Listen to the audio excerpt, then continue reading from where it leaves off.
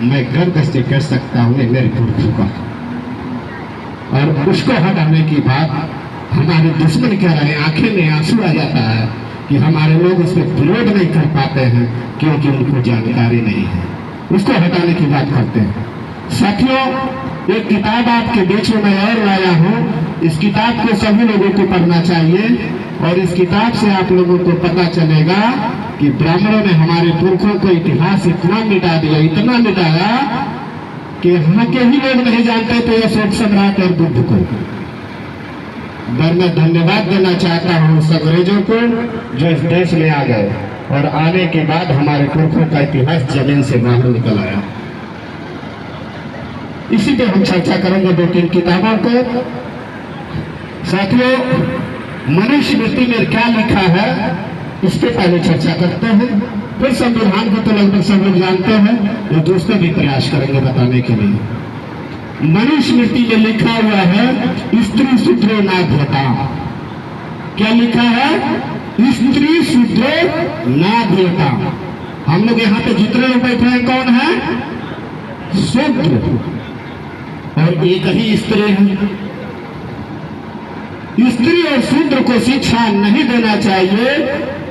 यहाँ के जो संविधान, जो भारतीय संविधान इस समय जो बाबा साहब डॉक्टर अम्बेडकर ने दिया, जब नहीं लागू था तो उससे पहले उसी मनुस्मृति द्वारा इस देश को चलाया जाता था।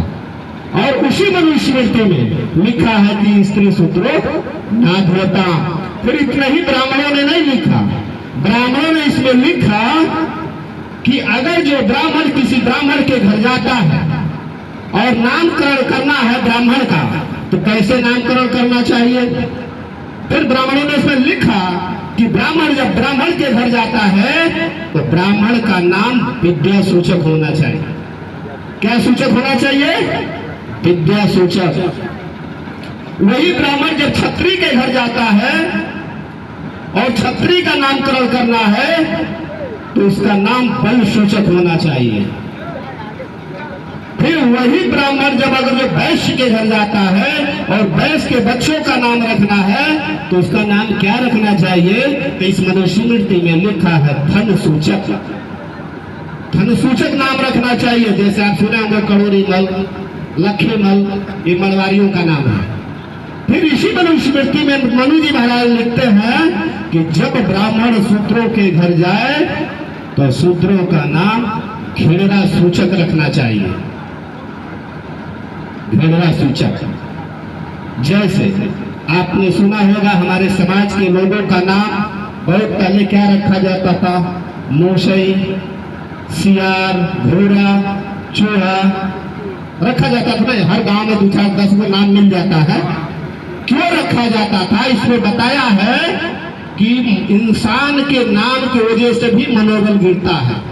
जैसे इस बीच में किसी का नाम अगर जो चूहा हो और उनसे पूछ लिया जाए भाई साहब थोड़ा उठिए और अपना नाम बताइए, तो नाम नहीं बताएंगे क्योंकि उनको अपने आप को शर्म आता है।